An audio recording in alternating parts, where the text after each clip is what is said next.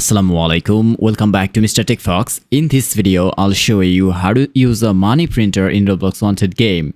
This tutorial is going to be super helpful for beginners, so if it helps you out, please like and subscribe. Let's do this step by step. First, you need to have a money printer in your inventory. To place it safely, make sure you go to a secure location first. For example, I'm heading right inside my house.